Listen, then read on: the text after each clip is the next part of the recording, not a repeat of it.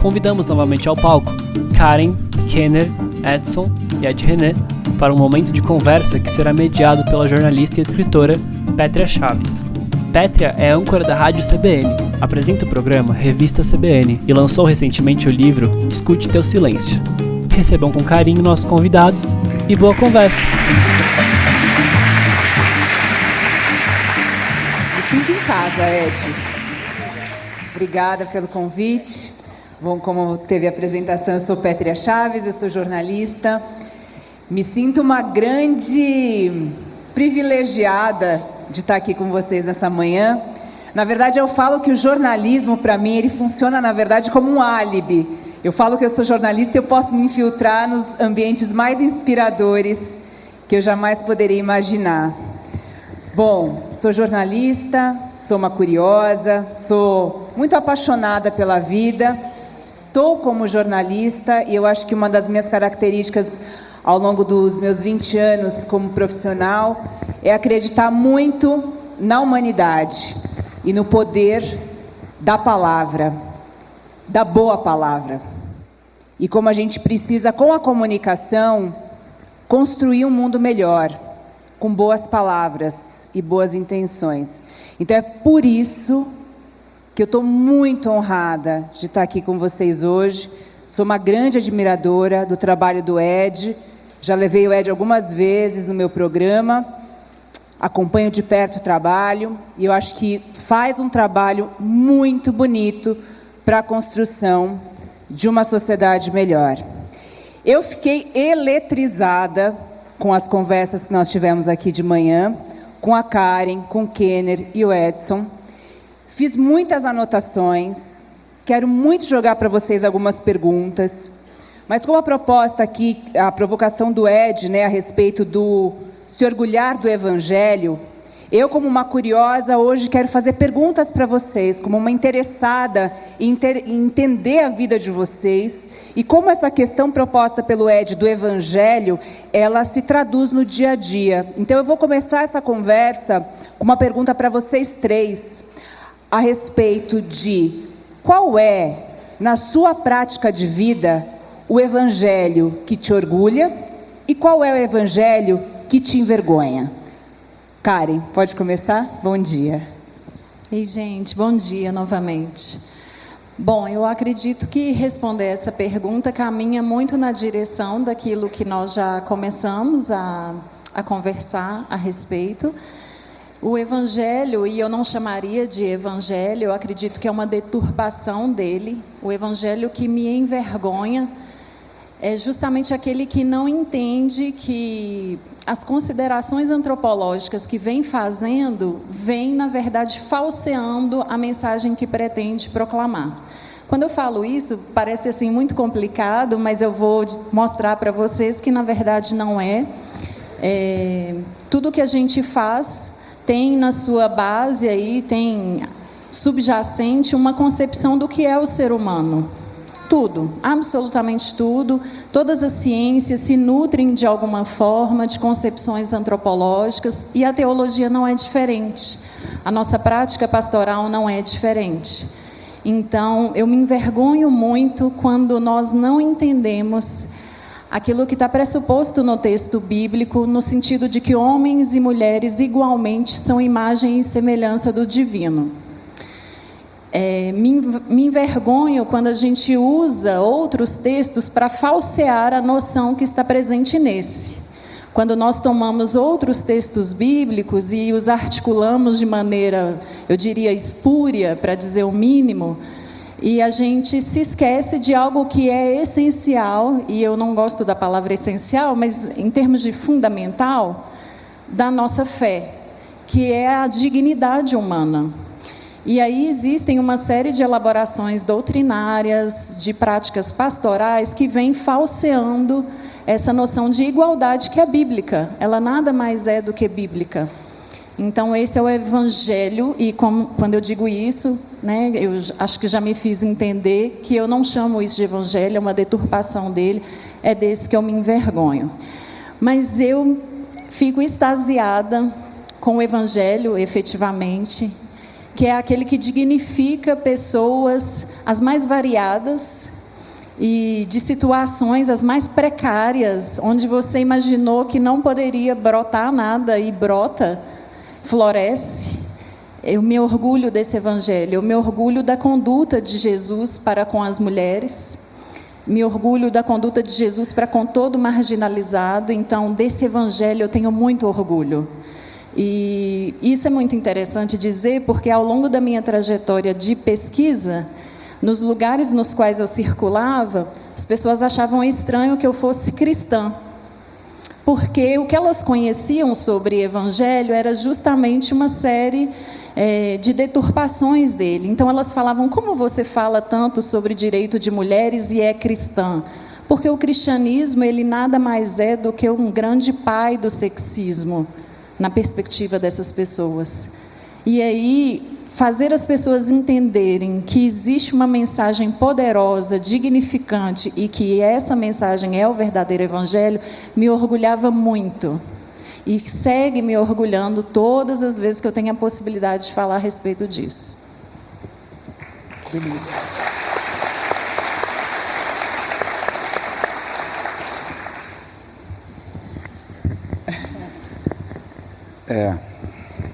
Eu vou começar com histórias, né? Histórias que eu vivenciei. Quando eu fui fazer teologia, depois logo que eu me formei, eu tinha vergonha de falar para todo mundo que eu era pastor. Tinha muita vergonha. E eu lembro que esse episódio teve um gatilho específico. Num restaurante que eu estava comendo, e aí... Eu sou gordinho, gordinho faz amizade com o garçom, né? Porque o garçom trata você melhor e tudo, então é legal, eu sempre faço amizade com o garçom. E aí o garçom, a gente ficou tão assim, amigo, que ele falou: o que você faz? Eu falei: sou pastor. Na hora ele mudou, falou: então você tem muito dinheiro, então você é muito rico e tal. Aí aquilo me deu um gatilho que eu falei: cara, a visão que as pessoas têm de ser pastor, de ser um ministro do evangelho, é uma visão que não corresponde à minha prática. E aquilo me deixou muito envergonhado. Então, todo lugar que eu ia, as pessoas perguntavam: o que você faz? Eu sou professor. Do quê? De textos antigos. Textos antigos. Que não deixa de ser verdade. Mas eu lembro que uma vez eu preguei isso numa igreja específica, a galera ficou chocada, vieram depois com 1000 pedras. Como assim? Você tem vergonha de dizer que você é pastor? Eu tenho vergonha porque, infelizmente, a igreja cristã, ao longo da história, é uma igreja cheia de páginas de vergonha, né? A partir do momento que a igreja, digamos, se organiza como igreja cristã, ela passa a construir, obviamente, histórias boas, mas também muitas histórias ruins, ao longo de séculos e séculos e séculos. E a gente, de uma certa maneira, a gente é herdeiro dessas histórias também. A gente é vinculado a, por exemplo, episódios de sacos de dinheiro sendo recolhidos em estádios de futebol. A gente é vinculado a essas histórias, a gente é vinculado a falas homofóbicas, a falas racistas, a gente é vinculado a falas homofóbicas, a gente é vinculado a uma série de violências que são praticadas em nome de Cristo. E isso traz muita vergonha, porque, como a doutora Karen bem colocou, quando a gente constrói a nossa pastoralidade, e nesses últimos anos foi muito difícil construir uma pastoralidade, e eu lembro de várias conversas pastorais ao longo desses últimos anos, em que o Erk muito bem apontou que a gente estava pastoreando no meio do caos, no meio de uma briga, no meio de uma guerra, e a gente passou a ter que se posicionar sobre coisas que não faziam nem sentido a gente se posicionar, mas, enfim, porque virou uma luta tão gritante dentro das fileiras cristãs, que a gente passou a ter que dizer o óbvio, né? Então hoje, quando você lê, por exemplo, Deuteronômio 15, como eu li hoje, automaticamente as pessoas te vinculam a um partido político, te vinculam a uma esfera ideológica, e pronto, acabou, não tem mais nem conversa, né? Então, isso eu me envergonho muito, dessa ausência de diálogo, dessa vinculação a frases altamente preconceituosas e a uma história de negação, por exemplo, dos direitos das mulheres, né? Até hoje, discutir a pastoralidade feminina é um desafio em muitos lugares cristãos, né? E já na Bíblia você já tem essa quebra de paradigmas desde o Antigo Testamento, né? Então você lê Juízes, poxa, as pessoas subiam para ouvir Débora, né? E essa é uma expressão muito forte no texto bíblico. Não é que elas iam até Débora, o texto diz que elas subiam até Débora para ouvi-la, para ouvir os juízos dela, os ensinos dela e a direção que Deus revelava para ela. Então a gente deu milhares de passos em retrocesso, e disso eu me envergonho. E do que eu me orgulho, eu passei a me orgulhar, isso é bem pessoal, não é tão filosófico, ideológico. Eu passei a me orgulhar de ser pastor quando eu fui retirado da minha igreja, no ano passado. Porque eu sempre me vi como professor. Até quando eu era pastor, eu me entendia como professor. Não, eu sou um pastor, professor. Mas quando eu fui retirado, foram tantas manifestações de carinho, de pessoas dizendo, não, você é o meu pastor, você é o meu pastor. Que forte. Que me deu orgulho de ser pastor.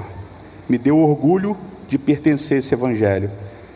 Então eu acho que são experiências pessoais.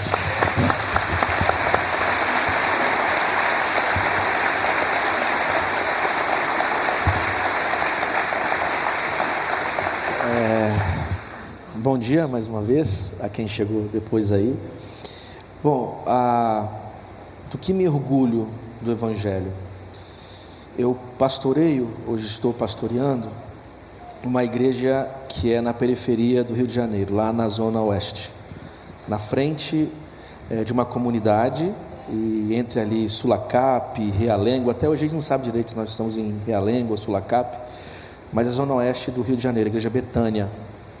E logo nas primeiras semanas que eu cheguei na igreja, eu descobri que a nossa comunidade tinha um projeto que há algum tempo estava um pouco parado numa região chamada Complexo do Chapadão, que é um dos maiores complexos da América Latina, né? E nós estávamos revitalizando aquele projeto, estava retomando.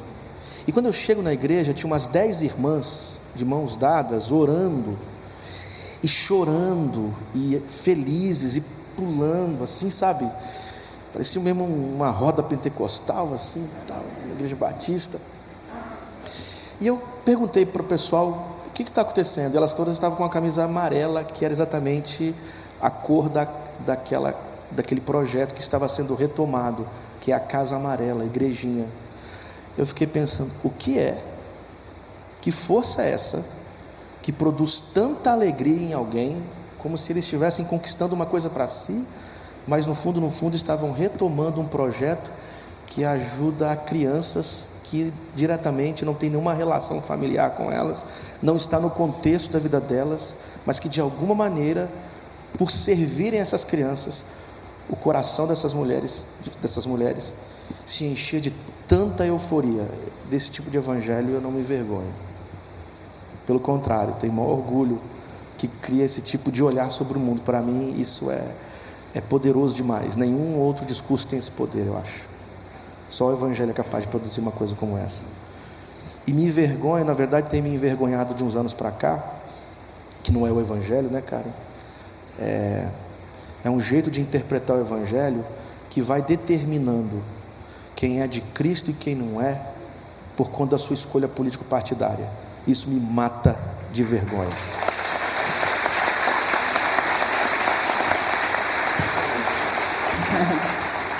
Eu quero lembrar a todos aqui que, claro, isso é uma roda de conversa, como o próprio Ed falou aqui pra gente. Vocês podem mandar perguntas ao longo aqui desse nosso papo no Instagram, @conversaspastorais. Vocês mandam ali uma DM, ali uma mensagem direta, que a gente vai tentar, na medida do possível e do tempo, fazer algumas dessas perguntas. Eu já tenho aqui uma pergunta endereçada para a Karen, mas antes disso eu queria fazer mais uma pergunta para vocês. Vocês falaram de hermenêutica, falaram da interpretação das escrituras, do evangelho, E eu acredito que a grande dificuldade que a gente tem hoje é de interpretação, ou ao longo do tempo, não hoje, não só hoje. Hoje estamos questionando essas interpretações, mas talvez o grande desafio tenha sido esse. E muitas vezes pessoas que se apropriaram dessa interpretação como forma de poder, como forma de deter algum tipo de poder sobre uma comunidade. Eu queria muito saber de vocês três, Karen na sua linha de estudo, o Edson e o Kenner na linha de frente como pastores, professores, ensinadores dessa palavra, como sair talvez de uma certa prepotência de conhecer a palavra e fazer um exercício de tradução sincera dessa palavra, para uma real transformação, e não como forma de alimentar qualquer tipo de poder.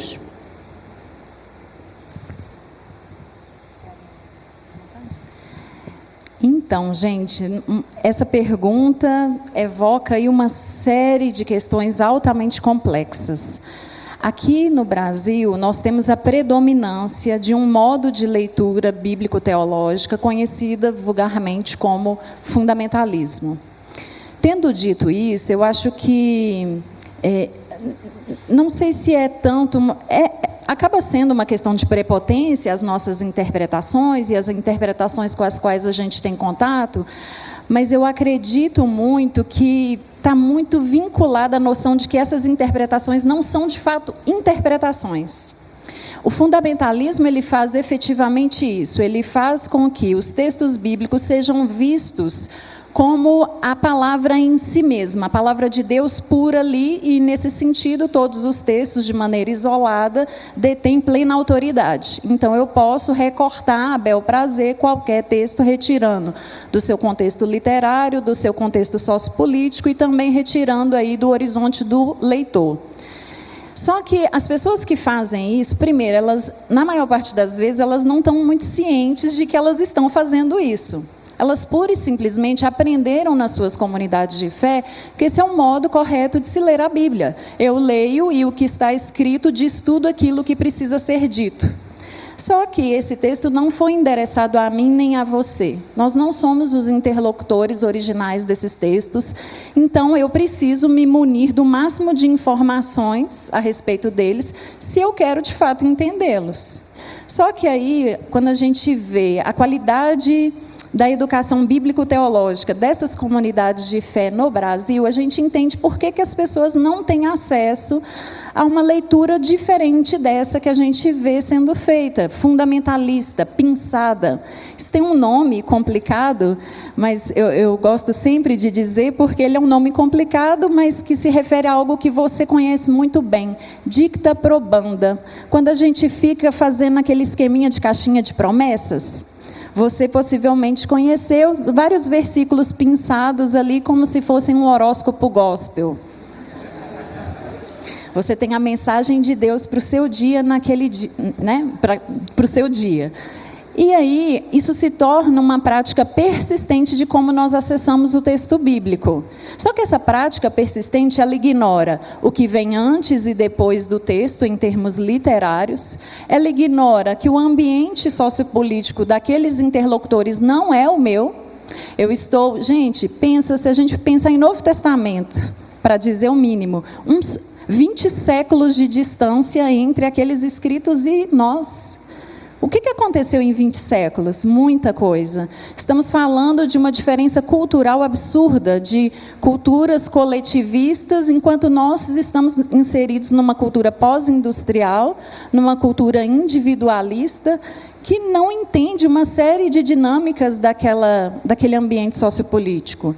Então, veja bem, a pessoa lê de maneira isolada do contexto literário, de maneira isolada do contexto sociopolítico, e ela não pensa que simplesmente ler o texto, você está lá no meio de uma discussão super complexa, ética, e alguém de repente levanta e diz, mas está escrito. Toda vez a gente tem um filho de Deus que vai dizer isso. Está escrito em tal versículo. Será que dizer que está escrito diz tudo o que precisa ser dito? Efetivamente não. E aí entra o contexto do leitor. Porque o que está escrito lá dentro de um contexto específico, se for trazido sem mais para cá, eu gero problemas éticos seríssimos. Então, veja, aí eu volto para o ponto inicial para fechar minha resposta. A gente está falando de prepotência, né, na interpretação, mas eu diria que é muito mais ignorância, primeiro ponto, é uma defasagem na educação bíblico-teológica, e mais do que isso, gente, tem muito poder a retórica de que algo é vontade de Deus. Quando a gente imagina que algo é vontade de Deus, a gente movimenta céus e terra por causa daquilo. Então, as pessoas que fazem as leituras fundamentalistas que eu estou mencionando, elas acreditam efetivamente que elas estão defendendo um ponto que é segundo a vontade de Deus. Isso é algo dificílimo de ser desconstruído, porque isso não é só cognitivo, isso é afetivo. O que a gente pensa se torna afeto e os afetos se tornam práticas. Então, é uma integralidade de erro que não se desconstrói de um dia para o outro. É persistente, é longo o caminho e nem todo mundo tem a possibilidade de fazê-lo. Então, eu diria que segue nesse caminho. Assim, cara, dialogando contigo, essa leitura fundamentalista, ela é resultado de uma compreensão de que lemos o texto de lugar nenhum. Quer dizer, eu uso métodos, articulo racionalmente caminhos e chego lá nessa realidade sem que o meu corpo, o meu mundo, a minha vida interfiram. Quer dizer, esse racionalismo é o que dá base para todo o fundamentalismo. Então, me parece que o problema começa com a não compreensão de que ninguém lê texto senão de algum lugar. Então, a crítica tem que começar do lugar onde lemos o texto. De onde esse texto é lido? Quais comunidades interpretativas estão por trás desse texto? Quais são os óculos que são utilizados para acessar esse texto? E isso, então, nos leva a intransponível necessidade da leitura bíblica começar pela vida, e uma análise da vida. O texto não vem, nós temos que admitir que o texto não vem primeiro. O que vem primeiro é a vida, e é a partir da vida, no diálogo, na mesa dessas interpretações, que esse texto então pode fazer esse processo de libertação e não de claustro, de morte. Então me parece também que essa ideia de muitas vezes, exato, né? Então, veja, esse texto como se fosse uma obra autônoma e que eu chego na realidade dele, isso não só eu, mas alguns compreendem isso como um grande mal.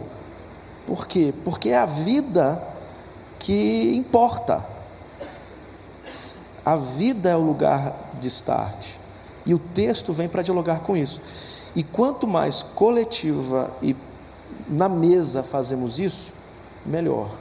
Então, eu diria que, fazendo uma crítica dos lugares de leitura e voltando corajosamente para as questões da vida, eu acho que esse texto ele tem poder de fazer a presença do reino se materializar na sua interpretação. Então, eu não tenho problema com o texto. Pessoal, o texto é violento, o texto é misógino, o texto é... Não, nós somos. Então precisamos fazer uma exegese de nós mesmos, dos lugares de leitura, porque eu acho que a partir daí o texto vai trazer vida. Posso complementar? Vou puxar a sardinha para o meu lado, então.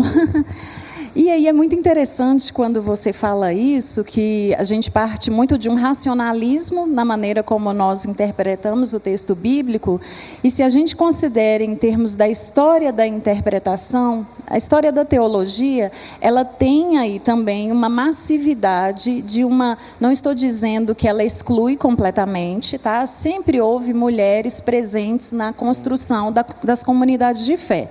Então, me entendam bem, eu não estou dizendo que não havia, mas estou dizendo que, em termos massivos, em termos de construção intelectual, a nossa leitura é androcêntrica, ela parte de um centramento na figura masculina. E aí, com muita frequência, eu acho isso muito interessante, porque todas as vezes que eu fui falar em algum lugar e que eu falava assim, eu falo a partir do ponto de vista da mulher, e alguém dizia assim, não, mas a teologia, ela parte do ponto universal. Eu falei, falei, não, mas ela não parte do universal. Essa é uma concepção que, no final das contas, ela está enuviando aí o ponto de partida do qual ela está, né, de saída. Então, assim, se você considera em termos históricos que havia a presença massiva de homens nos lugares de construção da intelectualidade, você há de convir comigo que aquilo que se pressupõe como universalidade do discurso teológico nada mais é do que uma maneira de esconder sua parcialidade. É uma maneira de dizer assim, eu não parto de nenhum lugar, quando na verdade eu parto de um lugar muito bem definido. Então eu acho estranho que as pessoas se ressintam quando você já localiza o seu ponto de partida. E você diz, não, eu parto desse lugar, porque no final das contas, todo mundo parte de algum lugar.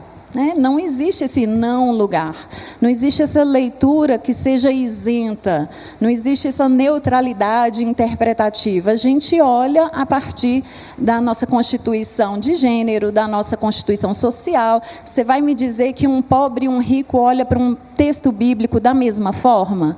Evidentemente que não. Se a gente reconhece isso em termos socioeconômicos, por que não reconhecer isso com relação a gênero e tantos outros desdobramentos? Maravilha. Ou seja, o que me cabe aqui antes de passar para o Edson, e o Ed também que quer comentar essa questão, o que eu friso dessa fala de vocês é que, na verdade, um lado bom dessa leitura do Evangelho é que é um grande exercício de inteligência e de crítica.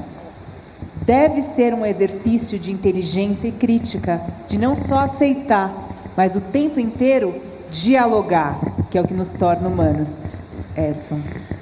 Eu tenho um autor que eu gosto bastante, que eu esqueci o nome, obviamente, que ele fala de cross-culturalidade, né? Porque a leitura ela exige que você atravesse culturas para ir e depois para voltar, né? Eu tenho uma solução para a caixinha de promessas, é misturar com as maldições. Aí você faz caixinha de bênçãos e maldições. Aí vamos ver quem vai ler, né? Quem vai ler? O que vai vir agora? Tirou? Ih, tem pecado escondido, veio maldição e tal. Aí acabou a caixinha de bênçãos e maldições. Mas eu tenho um conto, que é um conto que percorre várias culturas. Eu gosto sempre de repetir nas lives com Kênia sobre hermenêutica. Já falei esse conto milhares de vezes, que é a lanterna de 4 cores, que alguns conhecem como os Buda, enfim, os indivíduos tocando no elefante, mas na tradição judaica é a lanterna de 4 cores, que é você enxergar o mundo a partir daquilo que está te iluminando, né? Então, no final das contas, você vem de um lugar, como todos eles falaram, o texto vem de um lugar também, e você precisa entender o lugar de onde você vem, entender o lugar de onde vem um texto, para poder chegar a uma equação entre essas duas coisas, né? Então, a gente fala, né, o texto bíblico ele é androcêntrico, mas isso não significa que ele seja machista ou feminista. Ele é androcêntrico, ele parte de um lugar. Então, quando eu entendo a lente dele, aí eu preciso entender a minha também. Qual é a minha lente? Então, onde é que eu parto?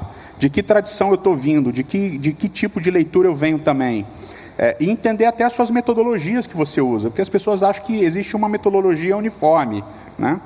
E também tem um outro detalhe, entender a multiplicidade de... Você falou um negócio que hoje é importantíssimo, né, que é a história da interpretação, né? Hoje, o que mais se produz de livros hoje em Bíblia é a história de interpretação. Porque a galera entendeu que ao estudar em história da interpretação, você percebe que existia uma multiplicidade. Então eu falei de um manuscrito do Mar Morto, o 4Q 521, que falava que Isaías, capítulo 61, verso 1 a 3, era messiânico. Mas tem outros manuscritos, que eu não citei, de propósito, porque não combinam com o que eu ia falar, que dizem que não era um texto messiânico. Então, na academia, quando você constrói, a doutora, com certeza, nós todos aqui fazemos isso, você vai dialogar como? Com as fontes que você concorda. E por que você concorda com aquelas fontes? Isso já diz muito sobre você e o texto que você está produzindo também. E o método que você escolhe diz muito da sua trajetória. Então, eu uso o método de crítica da narrativa. Por quê? Porque eu sou formado em letras, além de teologia. Então, tem toda uma estrutura mental por trás daquilo que eu estou produzindo. E você ignorar as suas lentes e as lentes do texto é, com certeza, são 2 ingredientes fundamentais para você fazer uma leitura muito equivocada do texto bíblico. Eu queria testemunhar o meu aprendizado dessa manhã, ouvindo vocês 3, e pensar dessas respostas que vocês deram, as expressões fundamentalismo e racionalismo. E essa ideia de que o texto está ali e é quase que possível, ou é uma crença de que é possível fazer uma leitura neutra do texto para buscar nele verdades. Eu acho que essa ideia de uma interpretação bíblica fundamentalista definiria o que é o Evangelho como conjunto de verdades. O que é o Evangelho? O Evangelho são verdades nas quais você deve crer. Se você acreditar nessas verdades, então você recebeu a revelação de Deus.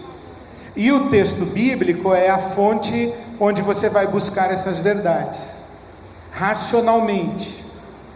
E quando vocês respondem na coerência da fala que vocês nos apresentaram nessa manhã, vocês estão dizendo: não, nós não vamos ao texto bíblico, e o Evangelho não é um conjunto de verdades, então nós não vamos ao texto bíblico em busca de enunciados racionais para a minha crença. Eu vou ao texto bíblico em busca de respostas para a minha condição humana.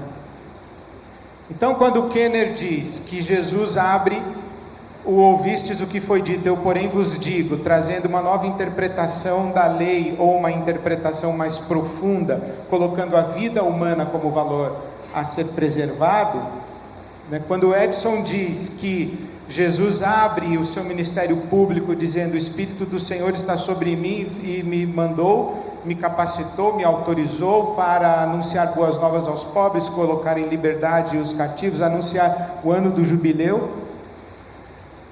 E a Karen nos provoca dizendo: olha, a leitura da Bíblia que nós estamos fazendo está perpetuando as relações de desigualdade, de subalternidade e de expectativas de papéis sociais humanos construídos ou construídas culturalmente, e nós vamos preservar isso daí.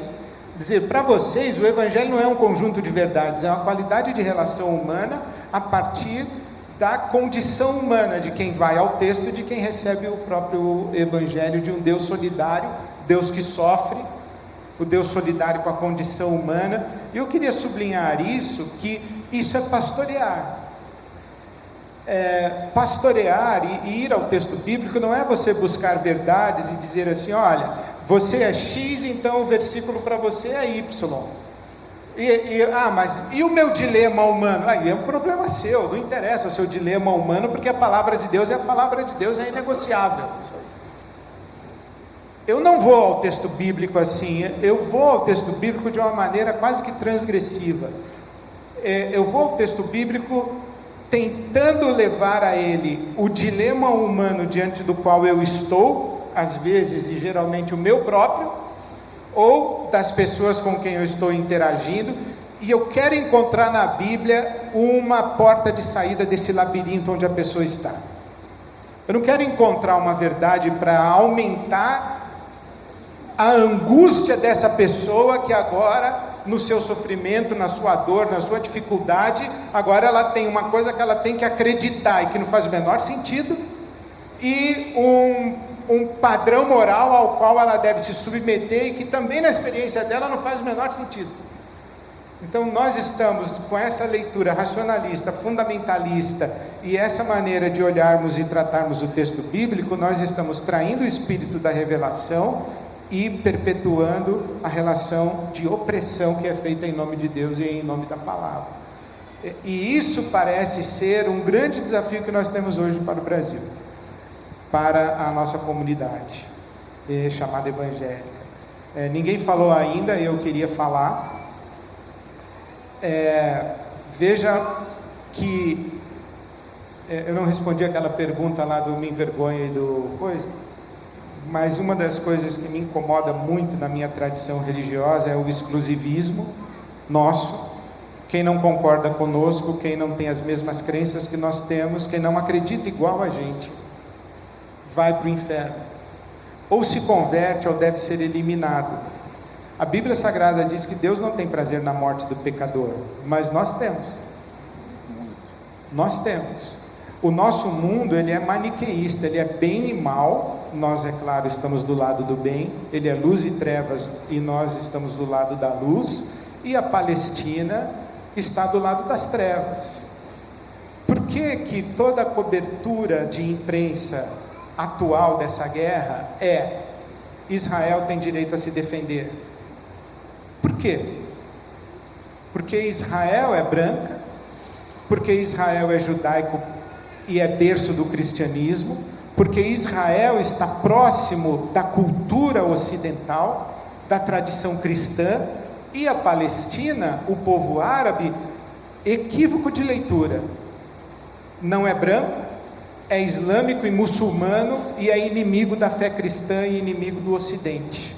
E como a gente tem uma cultura religiosa maniqueísta, excludente e que tem prazer na morte do pecador, Israel que acabe mesmo com a Palestina, porque tem direito a se defender.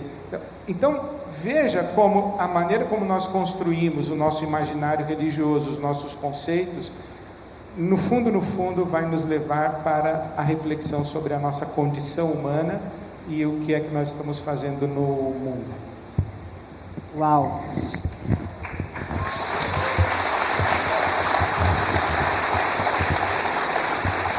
Eu não estou dizendo, não estou dizendo o que você pensa que eu estou dizendo.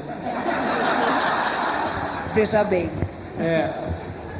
Eu só estou dizendo que a realidade não pode ser lida de maneira maniqueísta. O fulano é do bem, o ciclano é do mal. Esse aqui está com Deus, esse aqui não está com Deus. E se a gente constrói uma leitura de mundo assim, nós vamos matar todo aquele que é diferente de nós. E isso é uma vergonha para o Evangelho. Eu quero falar. Posso só falar um negócio?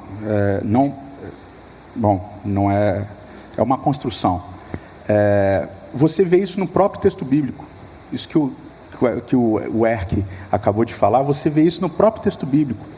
Então, androcêntrico.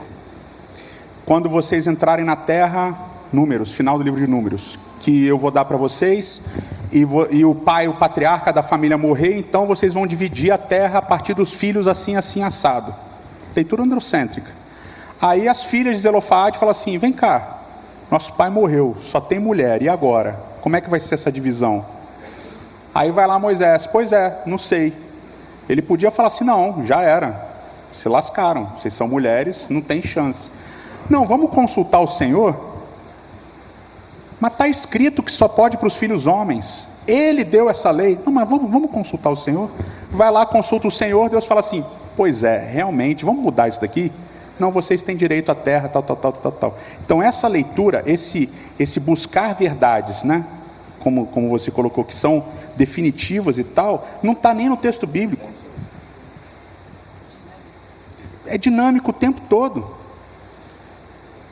Então a gente tinha que estar minimamente, né, de aberto a ir para além da racionalidade que a gente advoga, né, no texto. Além do texto, né? Eu não vou usar a palavra.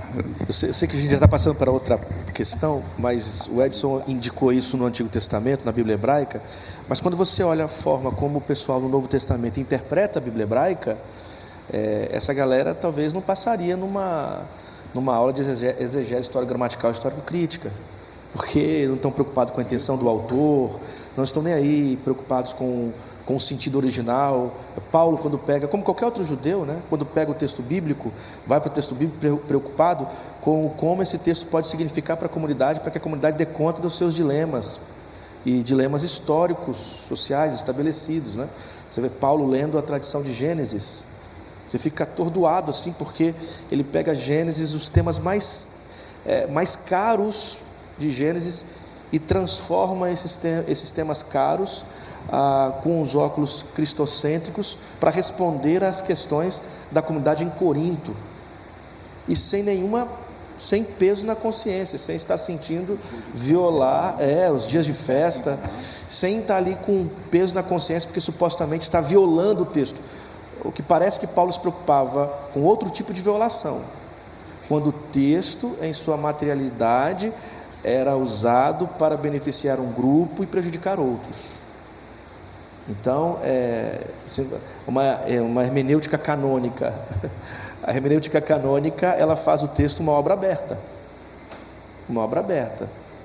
Que nós, na caminhada da vida, vamos preenchendo esses espaços que o texto vai deixando. Cabe a quem preenche a responsabilidade de como faz isso. Por isso, a comunidade, Me perdoa, não vou conseguir não comentar uma fala aqui do Edson. Que princípio interessantíssimo, gente, porque na mesma medida em que as pessoas se inquietam, quando elas veem leituras distoantes daquilo com o que estão acostumadas, o que você disse é muito sensacional, porque o próprio texto bíblico, ele permite essa crítica, ele tem essa dinamicidade, esse dinamismo. Me lembrou o texto de Gênesis 38, que é um texto assim, que mostra o androcentrismo e ao mesmo tempo mostra o Senhor sendo contra o androcentrismo que está em curso. Para você que não se recorda, Gênesis 38 é o relato de Tamar. Tamar fica viúva e então, pela lei do levirato, ela deveria gerar um filho com o irmão do falecido. E o texto vai dizer que Onã ia para a tenda patriarcal ter relações com Tamar e ele só precisava gerar um descendente. Só que, obviamente, o que ele pensa? Se eu gero um descendente, meu irmão morreu, vamos dividir a herança por quem? Apenas entre 2. Eu vou gerar um descendente para dividir a herança por 3? De jeito nenhum, para que eu vou fazer isso? E o texto vai dizer que ele tinha relações com Tamar, sempre jogando sêmen no chão. Então, ele vai cometendo uma violência patrimonial dentro do texto, e o texto vai dizer que o Senhor viu o que Onã fazia como sendo mal pelo que o matou. Isso é interessantíssimo, porque é o mesmo texto que está demonstrando uma série de estruturas socioculturais que são androcêntricas, porque a herança é passada patrilinearmente, entre os homens da família. Esse mesmo texto mostra uma lei que existia para compensar esse elemento de injustiça, que é a lei do levirato, mostra alguém tentando burlar essa lei, e alguém que tinha toda a condição de fazer esse burlar, porque era filho do juiz, Judá. Então ele tinha alguém, vamos dizer assim, ele tinha costas quentes, ele podia fazer isso calmamente. Eu não vou seguir no texto, mas o texto é um prato cheio para refletir sobre isso, porque depois de muita peleja, Tamar tem que voltar para a casa dos pais dela, vestir as roupas da sua viuvez, seguir com as roupas da viuvez, na verdade. E aí, ela, num ato de desespero, ela coloca o véu, se coloca num caminho, e Judá, passando, indo para uma festa cananita, vê ela ali, pensa que ela é uma prostituta e fala, bom, por que não? E ele tem relações com ela, e é o resto da história, escandalosa, terrivelmente escandalosa. Tamar aparece grávida. O que Judá vai fazer? Ele fica horrorizado e ele fala, vai ser queimada viva. Porque essa mulher era para o meu filho, ela estava na casa dos pais dela, aguardando o que o meu filho crescesse, o meu filho mais novo, porque também Judá não é bobo, ele já tinha perdido 2 filhos, ele ia entregar o terceiro? Que raio de mulher é essa? Uma viúva negra? Todo filho que eu entrego para ela, ele morre ao lado dela, não vou entregar o meu filho mais novo. E então ele fica horrorizado com o fato de que ela está grávida, e quando ela vai ser chamada para julgamento, ela mesma apresenta os bens daquele que era o pai da criança. O cajado, o selo que era usado para selar contratos, e ele reconhece que eram dele. Então, olha que interessantíssimo, o mesmo texto que mostrou uma série de estruturações patriarcais e androcêntricas, mostrou o Senhor empenhado em fazer justiça pela parte mais fraca, que era Tamar. Então, esse dinamismo é maravilhoso, ele está presente. O texto bíblico não é um texto de opressão, ele é um texto ao mesmo tempo que tem elementos que podem ser usados para a opressão, mas é um texto que tem também elementos que podem ser usados para a libertação. E isso é sensacional. Maravilhoso.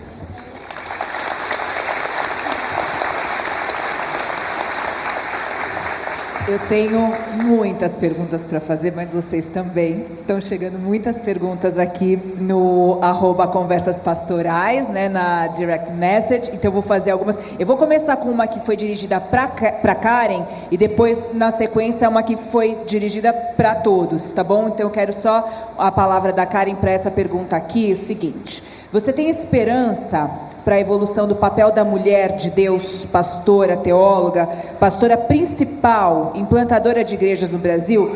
Ou será que serão sempre a esposa do pastor, a esposa do teólogo? Gente, tenho muita esperança, sim. Eu sempre costumo dizer, para vocês entenderem assim, a partir de que lugar eu falo, eu estudei mestrado e doutorado numa instituição católica. E como instituição católica, é uma instituição eminentemente masculina. Eu estudei durante 6 anos, basicamente com homens. Eu dou aula numa faculdade católica. Minha turma tem 25 homens. Então, é desesperador. Eu vejo um cenário, às vezes, que não é promissor. Eu falo assim, gente, quando que vai haver progresso nesse sentido? Em contrapartida, essas realidades já foram piores. Então eu tenho que crer que avanços são possíveis, e são de fato possíveis. É claro que dizer que a representatividade feminina faz tudo o que precisa fazer não é verdadeiro, porque você pode ter comunidades de fé regidas por mulheres altamente machistas, que são verdadeiros cavalos de Troia para a causa das mulheres. Então, eu não acredito que pura e simplesmente haver mulheres é a solução dos nossos problemas, mas é aprimorar os nossos discursos teológicos e antropológicos também, porque toda teologia é antropologia e toda antropologia é teologia de algum modo. É aprimorar esses discursos. Eu li recentemente, achei muito interessante, um trabalho acadêmico de mulheres falando sobre violência simbólica, mulheres pastoras. E elas falavam que, embora elas fossem pastoras, as comunidades de fé questionavam a validade dos sacramentos que elas administravam. As comunidades de fé se referiam a elas com apelidos fofos, como maneira, parecia carinhoso, mamãe e por aí vai, mas era uma maneira de diminuir a autoridade daquelas mulheres diante daquela comunidade. Então, veja bem, ter mulheres em lugares de autoridade não faz tudo o que a gente precisa. Existem aí uma série de outras violências simbólicas que só são mudadas paulatinamente e com muita educação bíblico-teológica. E esse não é um problema só das comunidades de fé. Esse é um problema brasileiro. Questões de gênero, machismo e feminismo, porque eu acho igualmente prejudicial a consideração de mulheres superiores aos homens, não é isso que eu estou propondo, mas isso é uma condição generalizada no nosso país, não é só das comunidades de fé, elas só são uma representação do que é o nosso país. Então, tenho esperança sim, mas vejo que a questão é um pouco mais ampla do que pura e simplesmente consagrar pastoras. Que discurso essas pastoras fazem? Esse é o ponto. Perfeito.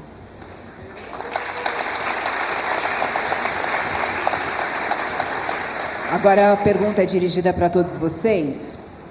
Segundo os palestrantes, as falas, o Evangelho deve contemplar os excluídos e oprimidos. Dentro da pastoralidade estão os LGBTs, um dos grupos mais excluídos do Brasil. Deveriam ser foco das igrejas brasileiras? Como começar essa conversa? Qual é a última parte? Deveriam o quê? Como começar deveriam ser foco das igrejas brasileiras? Como começar essa conversa? É uma conversa que acho que muitas comunidades estão fazendo, né? Fazem com certeza parte do grupo dos excluídos e dos oprimidos, com certeza.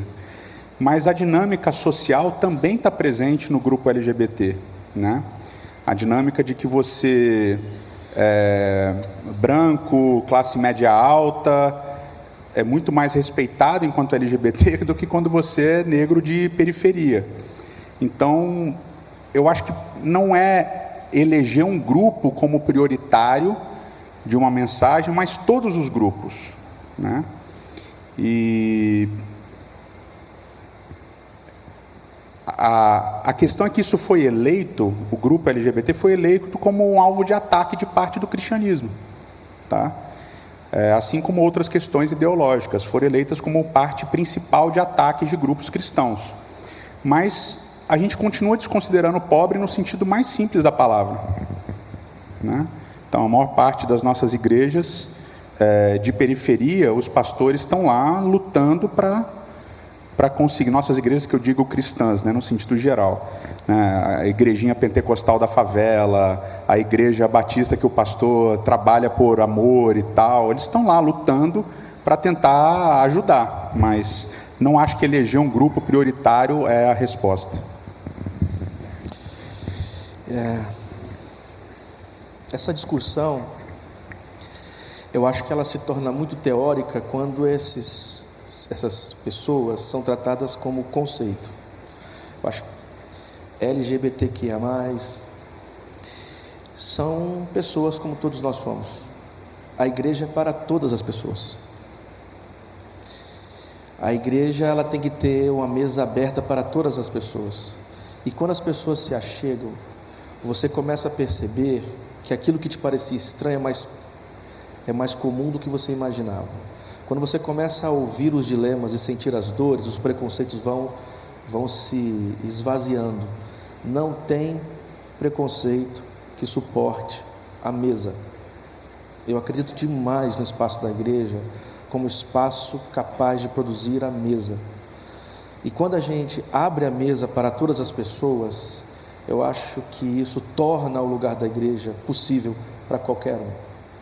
Se nós não estivermos disponíveis, se nós não tivermos coragem de tornar a igreja para todas as pessoas, nós então deixamos de ser igreja, deixamos de ser promoção do Evangelho e nos tornamos um grupo sectário que busca o seu próprio poder, as suas próprias vontades, que por vezes são perversas.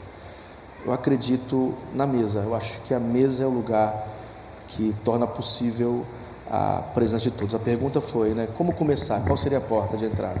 Acho que a porta de entrada é entender que o nosso lugar é o lugar de abrir as portas, de abrir a mesa para todas as pessoas.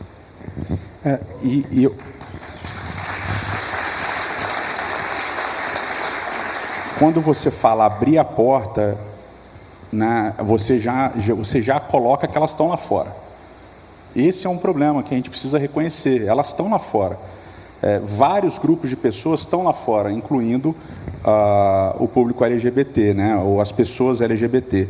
Agora, é importante, e, por exemplo, amanhã eu vou falar amanhã à tarde eu vou falar num congresso de uma organização LGBT, o Kinship, né? Vou lá falar para eles. Fazia alguns meses que eu não sofria tantos ataques quando eu divulguei que ia participar desse evento. Ataque o quê? Ataques da internet, né? Ou como eu costumo chamar, das internets, né? Foi uma chuva de preconceito de pessoas cristãs de todos os níveis, né? E é sempre assim, não, tudo bem, pode acolher, mas estar junto com eles sem eles mudarem, não pode. Não pode. Não, tudo bem, eles podem até ir no culto, mas cantar, orar, ou falar da Bíblia, não, eles não podem, enquanto eles não mudarem de vida, e mudar de vida aqui inclui o celibato, né? Eles têm que ser completamente celibatários. Então a gente deixa eles entrarem, mas a gente coloca uma série de impeditivos para que eles realmente façam parte da comunidade. E essa é uma das limitações que a igreja cristã ainda tem que vencer, né? Ainda tem que lutar para vencer. Então eu vejo assim, é um público importante, a gente precisa conversar, a gente precisa entender, a gente precisa mudar algumas perspectivas, mas eu vou falar de um desafio pessoal. Eu tenho uma comunidade que a maior parte é de gente graduado e pós-graduado. Uma minoria de pessoas que não tem nem graduação, ou que não terminaram o ensino médio, por exemplo. Então, como é que eu e a minha comunidade estamos lidando com as pessoas realmente pobres e sem acesso à educação? Esse é um desafio meu, pessoal. Então, acho que eleger um público não seria o canal, porque a igreja é para todos. Eu acho que você precisa falar para quem são os pobres hoje. São os pobres, literalmente, e são todos os outros marginalizados. E não é um grupo só que é marginalizado, são vários que são marginalizados. Bom, eu vou destoar um pouquinho, tá? Vocês me permitem. Vou destoar só um pouco. Eu realmente acredito que a comunidade de fé deve ser aberta a todas as pessoas. Ponto pacífico entre nós. Mas eu acredito que, com relação a alguns grupos em particular, existe uma construção bíblico-teológica que é um tanto quanto mais intricada e mais difícil de desconstruir do que outros. Então, eu entendo que receber um pobre na minha comunidade de fé tem um efeito, receber um LGBT tem outro. Então, eu sinto muito assim que, não, de fato, o evangelho não vai ser dirigido a um grupo específico e fim. Nós não vamos tornar o evangelho algo identitário. No entanto, nós estamos cientes que, em termos de reparação histórica, existem grupos que precisam de um empenho muito maior, teórica e praticamente, para que eles sejam, de fato, incluídos. Então, eu sou de uma comunidade pequena, em Belo Horizonte, uma comunidade inclusiva. Então, nesse sentido, eu falo a partir de um lugar um pouco mais confortável do que, talvez, o Kenner e o Edson, que... Ah, sim, não sabia. Então, eu me sinto, talvez, com mais liberdade por causa da minha situação de dizer certas coisas que talvez não sejam possíveis, não sei como é a realidade de vocês. Mas esse caminho não foi feito do dia para a noite. Nós fizemos um caminho de mais ou menos 1 ano de reflexões e foi duríssimo. Não foi duríssimo só em termos cognitivos, em termos emocionais, em termos de oposição que a gente encarou de parte de pessoas que eram, inclusive, amigas. Nós tivemos todo tipo de empecilhos que nós nunca tivemos por trabalhar em qualquer outra faceta. Então, isso me dá uma sensação de que existem lugares mais espinhosos. E esse lugar é particularmente espinhoso porque ele mexe em uma concepção antropológica. De novo, nossas concepções sobre o que é ser homem e o que é ser mulher. O que é ser gente nessa diferença sexual. Então, muito embora eu não acho que uma comunidade de fé deva fazer disso... não o seu carro-chefe, mas exclusivamente pensar o evangelho só nesse aspecto, eu entendo que corrigir determinadas injustiças demanda empenhos muito localizados, empenhos muito conscientes, entende? Não acho que só a acolhida é suficiente para esse caminho. Muito pelo contrário, a acolhida sempre esbarra nessas coisas. A gente acolhe e muito rapidamente alguém traz. A gente acolhe, mas pode ceiar? A gente acolhe, mas pode participar do louvor? A gente acolhe... Então, você vê que é uma construção bíblico-teológica mais profunda, que precisa, é claro, cada realidade é cada realidade, cada comunidade também tem um percurso.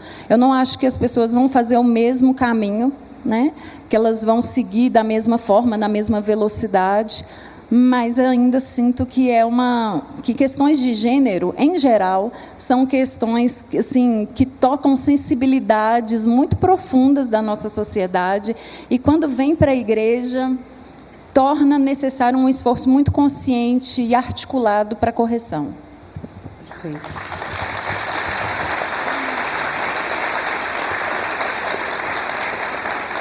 Eu vou seguir nas perguntas aqui que estão mandando. Eu queria só uma resposta, talvez rápida, do Ed, diante disso que eu estou ouvindo aqui. Uma pergunta assim, pessoal, diante das perguntas que vieram da plateia, dessas questões que os nossos queridos professores estão trazendo aqui para a gente nessa manhã.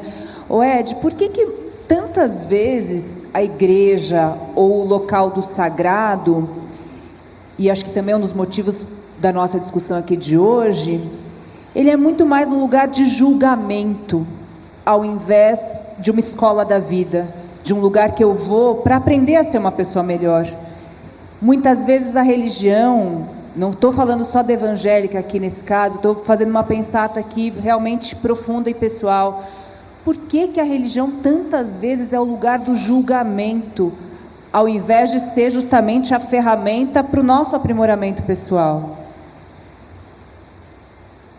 Eu acho que é porque, por definição, a religião é o espaço onde você se submete a uma autoridade absoluta, a valores que, derivados dessa autoridade absoluta, são considerados igualmente absolutos.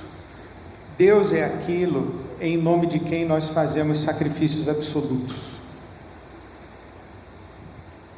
E a religião é esse espaço. Se Deus mandou, se Deus disse, não importa o que o seu bom senso diz. Você tem mais bom senso do que Deus?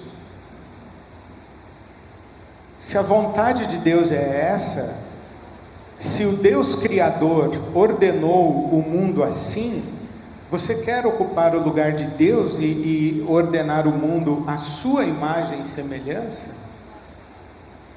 Então, a religião, por definição, ela parte dessa matriz, que existe uma autoridade absoluta à qual devemos nos submeter. Nesse sentido, é que eu penso que as 3 falas dessa manhã nos mostram alguns caminhos. Revermos essa noção de Deus, um Deus que é uma autoridade absoluta, que impõe uma lei que destrói, que promove morte, que promove exclusão, que promove condenação, apedrejamento.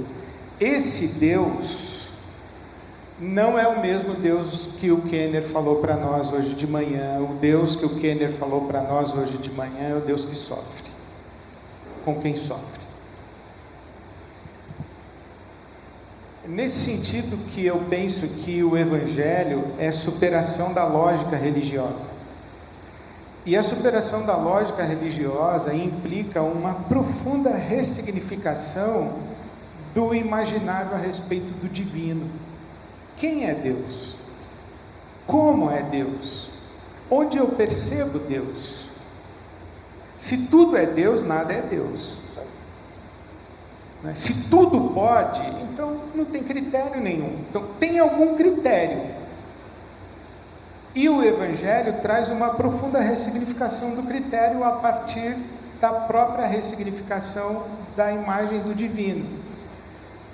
Quando aqueles homens dizem, olha, essas cidades aí impenitentes, o Senhor quer que a gente mande cair fogo do céu? Jesus diz, não, vocês não conhecem o meu Pai. Vocês não sabem de que espírito vocês são. Inclusive o texto que o Edson leu, tem uma celeuma messiânica muito séria. Porque Isaías capítulo 61 diz que o Espírito do Senhor Deus está sobre mim e me enviou para anunciar o ano aceitável do Senhor e o dia da vingança do nosso Deus. E quando Jesus lê na sinagoga em Nazaré, ele para no ano do jubileu, ele não fala da vingança. Opa, espera aí um pouquinho, e o Hamas? Jesus parou no ano do jubileu. Tem alguma coisa errada aí nessa lógica de justiça de vocês aí. Esse Messias tem uma lógica de justiça que não está batendo com a nossa. Se a gente não ressignificar isso daí, a gente não vai sair desse dilema. Se a gente não ressignificar o conceito de pecado que as nossas comunidades têm, quer dizer, quem acha que ser mulher praticante é pecado, é exceção, né, no planeta, imagina.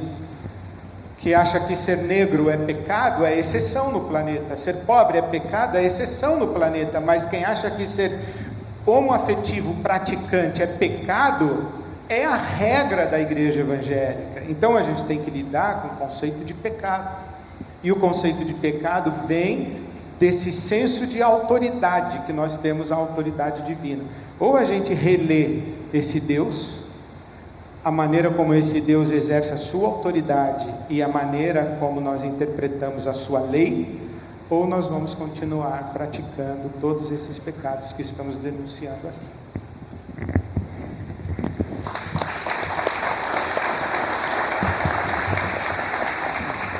Ufa, tem uma pergunta aqui para o Edson.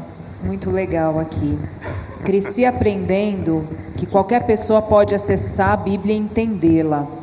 Estamos passando por uma necessidade de erudição teológica para entender de fato o texto bíblico? Não, isso é a beleza de qualquer livro que você vai ler. Você pode ler qualquer livro e você vai entender de uma maneira... Porque você vai entender o que o livro está falando de uma maneira geral, né? Desde que você tenha um mínimo de letramento de saber ler. Você lê, você entende. Agora, a profundidade, a erudição, ela vai trazer nuances, ela vai trazer coloridos, ela vai trazer cores que você não estava vendo. Basicamente é isso, mas a leitura você percebe, você entende, né? E a gente acredita num negócio chamado Espírito Santo, né? Que guia a leitura e tal, então tem essa parte também. Eu não acho que é uma necessidade de erudição, mas a erudição traz beleza e profundidade, ajuda muito em certo sentido. E a troca também, né? Porque tem uma coisa, uma leitura individual da Escritura. Sim. Outra coisa totalmente diferente é quando você lia e você vai para o mundo e troca. E além da leitura individual, quando eu pego a minha conclusão individual, o meu entendimento individual, e quero transformá-lo em regra, padrão e norma para o todo da sociedade. Então eu posso ler a Bíblia, ser inspirado por ela, esclarecido por ela, animado por ela, para mim. A partir do momento que eu quiser fazer com que você concorde comigo, nós vamos ter que entrar na troca, vamos ter que entrar no diálogo e na erudição. E é uma dinâmica, quando você parte para a profundidade, é uma dinâmica que traz para você uma sensação de humildade muito, muito forte. Essa é pelo menos a minha experiência. Não são todos eruditos, são assim, né? Infelizmente. Mas, por exemplo, você vai num congresso internacional... Quanto mais sei, nada sei. Você vai para um congresso internacional de teologia. Aí um assunto que estava na moda em 2016, 2017, era esse conflito entre individualidade e coletividade no Antigo Testamento. Cara, eram mesas e mais mesas das maiores sumidades discutindo questão de coletividade e individualidade na leitura do texto. Aí você ficava lá ouvindo e falava assim, cara, eu não sei nada, eu preciso aprender muito mais. Então, a ignorância, na minha modesta concepção, ela vem desse sentimento de que a primeira leitura vale e vai ser para sempre, né? Eu preguei esse sábado sobre Gênesis 38, Judá e Tamar. E aí, é uma história que você não escuta. Quando você vai pregar sobre Jonas, o livro do vosso digníssimo marido, sobre Jonas, recém-lançado pela editora Recriar, vai falar sobre Jonas. Qual é a leitura que a maior parte de nós tem de Jonas? Das músicas que a gente cantava quando a gente era criança. A gente não estudou Jonas depois, a gente não leu mais Jonas, a gente já sabe Jonas. Acabou. Então a gente não aprofunda o negócio. Então essa experiência de cada vez ler mais e de coletivizar a leitura. Eu fazia um negócio em sala de aula, quando eu fui durante 9 anos professor de seminário, e aí você juntava os alunos e falava assim, pega o texto em hebraico, aí vamos destrinchar a parte etimológica do texto, aí destrincha a parte etimológica gramatical do texto. Já na parte gramatical etimológica você tinha diversidade de interpretações, porque etimologia é uma ciência complexa, gramática é uma ciência complexa. Aí agora vamos discutir o texto. Pronto, aí ia cada um para um lado, e era bonito que eu ia anotando tudo no quadro. O quadro ficava cheio das interpretações que os alunos estavam trazendo. E a maior parte delas indo por caminhos diferentes do que eu iria, por exemplo, e eu falava, nossa, isso daqui é interessante, eu não tinha percebido. Então, essa coletivização do estudo e esse aprofundar, eu acho que é uma necessidade do cristão. Aqui é um desafio que eu coloco sempre para a minha comunidade, para os meus alunos, para as pessoas com quem eu converso. Se você ficar sempre no mesmo nível, se a sua leitura for sempre a mesma, tem alguma coisa errada com você e com a sua leitura. Você precisa aprofundar o estudo. E não é à toa que todo ano se volta aos estudos. Todo ano você tem uma Páscoa, todo ano você tem o Natal, todo ano você tem a leitura e a releitura, porque você mesmo é diferente. O que é liberdade para mim? O que era no passado, o que é hoje? Esse dinamismo é muito bonito. Tem uma pergunta para o Kenner. Se a vida se sobrepõe ao texto bíblico, a Escritura pode ser relida e reaplicada quando uma vida está em risco? Não pode, como assim acontece. Na verdade, é uma expectativa inocente acharmos que a vida ela não precede o texto. A vida sempre vai preceder o texto. Nós não admitimos isso, mas é assim que acontece.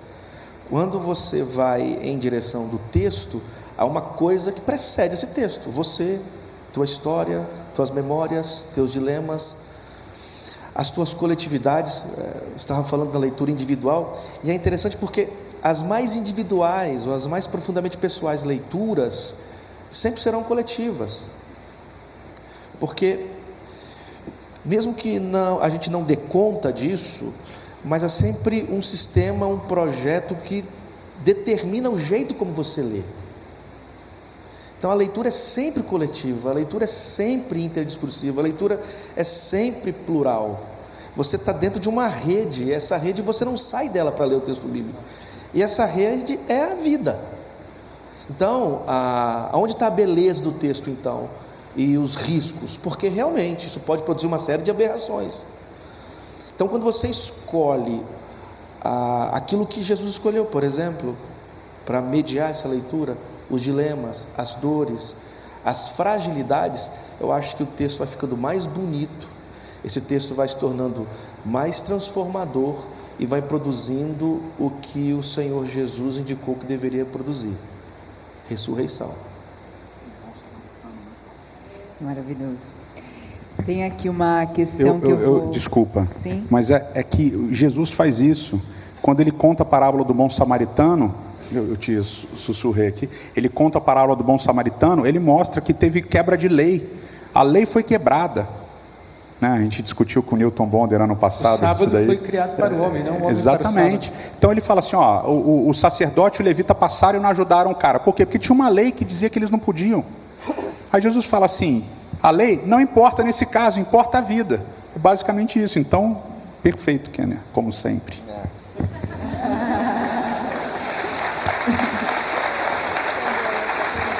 Quero colocar uma aqui para Karen.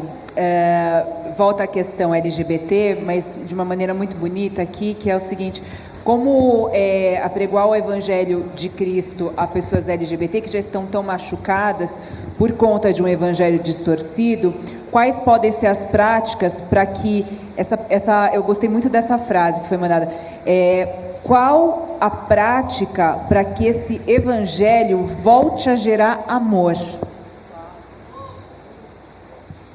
Caramba, vocês mandam umas perguntas complicadas, né? Isso é motivo quase de um concílio eclesial aqui, reunir. Bom, nossa gente, eu vou dar apontamentos, porque realmente é uma pergunta sem resposta definitiva. E é uma prática, né, Karen? E é a ser construído de acordo com o contexto. Né? Cada pessoa aqui é representante de uma comunidade de fé que tem sua história, que tem seu modo de fazer, que tem aí os seus próprios pecados, que tem também, vamos dizer assim, suas limitações.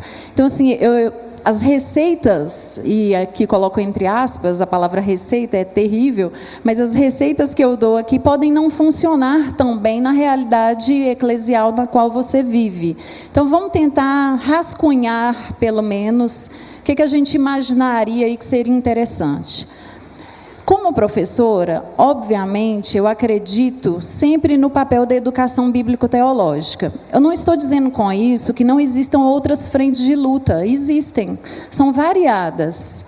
Mas, em termos de comunidade de fé, a gente vem para uma comunidade de fé, o que você vai fazer lá? Você vai cantar um louvor, você vai meditar em cima de um texto. É inevitável, a nossa vida eclesial, ela gravita em torno de um texto. Então, eu penso que qualquer mudança que aconteça na prática precisa acontecer em termos cognitivos. E, nesse sentido, eu estou partindo de uma noção muito holística de ser humano, que o que você entende vai se tornar afeto, que vai se tornar prática. Então, essas coisas não acontecem necessariamente nessa sequência, mas elas precisam acontecer juntas, para que eu seja melhorado enquanto ser humano. Então, primeiramente, eu apostaria na necessidade de reflexões corajosas. Porque também não adianta eu pegar minha revista de escola dominical, né? Eu nem sei se existe isso mais, tá, gente? mas deve existir, né? Pegar minha revista de escola dominical, repetir as mesmas coisas, que já são lugares comuns, sem nenhuma outra reflexão, nenhuma inovação, e pronto, estudamos. Poxa, será que a gente estudou mesmo? Será que a gente teve coragem de encarar o texto e as perguntas que a realidade trazem para esse texto? Então, quando eu falo de educação bíblico-teológica, é claro, bem fundamentada, bem feitinha, mas corajosa também, né? Que tenha a condição de saber que tomar partido não é uma coisa ruim. Tomar partido é algo necessário na vida. Ficar sempre em cima do muro é algo muito negativo. A gente faz amizades e inimizades a partir dos lugares que a gente defende. E isso é normal da vida. E está tudo bem. Está tudo bem perder determinados contatos, determinadas amizades. Está tudo bem, contanto que aquela comunidade de fé esteja fazendo um exercício, de novo, pegando as palavras que vocês trouxeram, comunitário, sóbrio, mas enfim, começaria com a educação bíblico-teológica. É claro que, na medida que essas pessoas vão estudando, elas vão entendendo afetivamente que algo precisa mudar na prática. E aí é inevitável, você é muito mais acolhedor, você entende, você começa um exercício de empatia. Você começa a fazer um exercício de, o que seria para mim, o que seria para você? Eu te pergunto isso. Você vir para uma comunidade de fé, eu me converti, eu tinha 15 anos, eu tenho 40 hoje, ou seja, 25 anos de trajetória. Eu já fiz de tudo na igreja que você pensar, meu passado me condena, não vou nem contar para vocês as coisas que eu já fiz. Quando a gente chega na comunidade de fé, faz inúmeras atividades. O que seria para você ser sempre barrado e tratado como cidadão de segunda categoria? Como isso falsearia a noção de que o Evangelho é uma boa notícia? Então, eu penso que aí conhecimento unido a esse exercício de empatia, de pensar assim, gente, como essa pessoa se sente aqui dentro da minha comunidade de fé? Como que essa pessoa tem entendido a mensagem do Evangelho? Como que ela se faz eficaz na vida dessa pessoa? Então, eu iria por aí, eu começaria a partir desse ponto da educação para a prática, para os afetos, e aí coisas minuciosas vão sendo corrigidas que não são passíveis de serem listadas aqui. Eu tenho uma reclamação para fazer. Estão me pedindo para encerrar 12h30. Isso quer dizer que eu só tenho mais 5 minutos, e eu poderia passar aqui mais 2, 3, 4 horas, embebida nessas inspirações. No momento tão difícil do mundo, vocês hoje aqui numa celebração de elevar a vibração do mundo. Isso que a gente está fazendo aqui nessa manhã, eleva a vibração do mundo. E eu acho que a gente cumpre um pouquinho do nosso papel na humanidade. Impressionante. Eu vou dar para vocês 1 minuto. Olha esse desafio para a gente terminar no horário. Eu anotei 3 palavras que eu associei um pouquinho com cada um de vocês. Então eu queria 1 minuto para a gente encerrar essa conversa linda. A respeito da relação do Evangelho com essa palavra, que eu acho que é o que cada um de vocês vive. Então, começar com Kenner, me chamou muito a atenção você dizer que o Evangelho pode trazer poesia para a nossa vida. Queria que você falasse em 1 minuto como.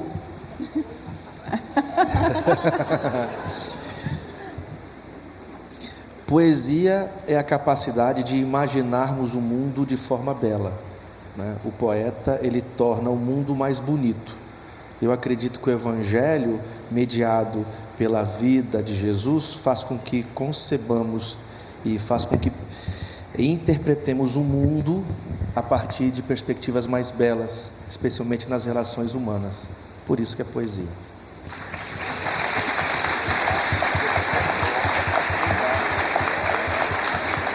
Que rascada, hein? Isso foi bem. Edson, a palavra que eu associei com você foi muito a questão da construção da igualdade. Como é que o Evangelho pode nos ajudar nessa construção? O Evangelho ele precisa desconstruir na gente aquilo que a gente já construiu, de preconceitos, de afastamentos, de muros, né? E usando essa ideia do muro, que Paulo vai falar, destruir esse muro.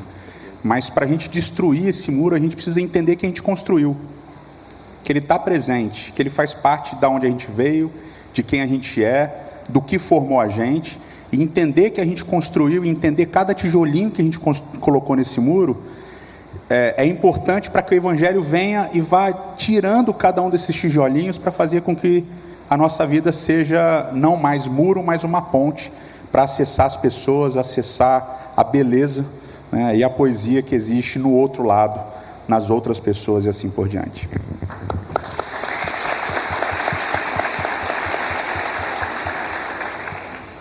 E Karen, como é que o Evangelho, a palavra, essa conexão nos ajuda a construir coragem, a coragem para viver nesse mundo que nós vivemos e transformar esse mundo? Nossa, em 1 minuto. Gente, eu não consigo não ver coragem no Evangelho. Porque, na verdade, a própria proclamação do Evangelho, ela é tão escandalosa, ela é tão inovadora, ela é tão disruptiva, que tudo no Evangelho inspira coragem.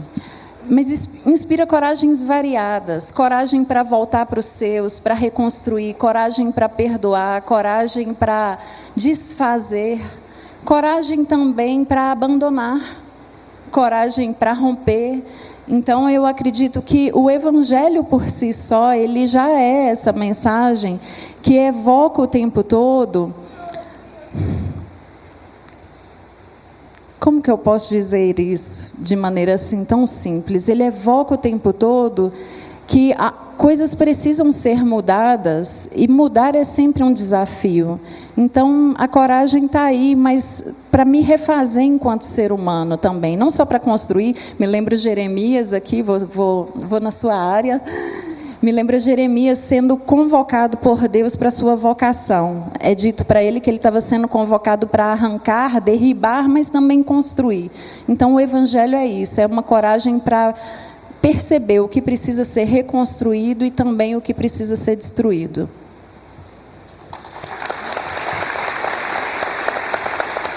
E antes de passar a palavra para o Ed, fazer as considerações finais e também dar os avisos aqui na sequência desse dia bonito de encontro, talvez eu quisesse que você falasse um pouco, Ed, sobre a importância nos dias de hoje da gente entender, falando de Evangelho, falando de humanidade, a relevância da palavra comunidade, que isso nos torna, isso nos conecta, e acho que colabora um pouco para o nosso entendimento a respeito de algumas das coisas que a gente falou aqui hoje, sobre o outro não ser meu inimigo, o outro não ser o objeto da exclusão. Qual a necessidade que a gente tem hoje de aprimorar e se aprimorar no conceito da comunidade? Eu tenho acreditado e ensinado que a relação com Deus é pessoal, a caminhada com Jesus é comunitária, e nada no Evangelho é individual, absolutamente nada. Indivíduo é um conceito estranho às páginas da Bíblia Sagrada. Pessoa é um conceito, ok. Indivíduo, não. Nós somos fruto do mesmo barro, nós somos um só, nós somos uma só família humana, nós somos um só corpo de Cristo.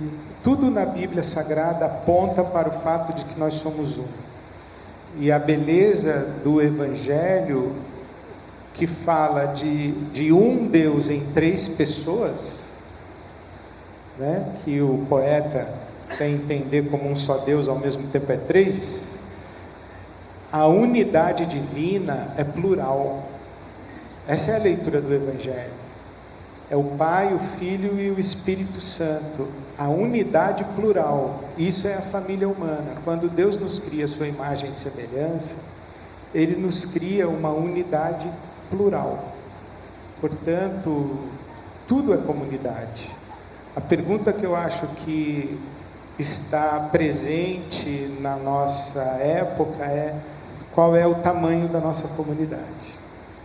Quantas pessoas cabem nisso que chamamos comunidade? E quanto mais dilatada for a nossa resposta, mais próxima ela estará do Evangelho.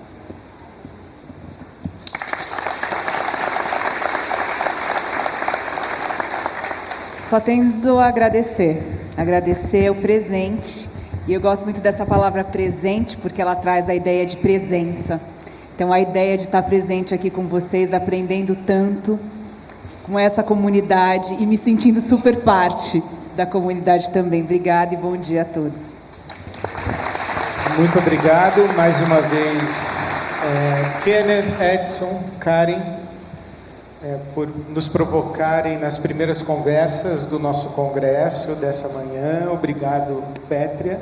Você está em casa, todos estão em casa. Eu espero que assim realmente se experimentem aqui entre nós. Até já!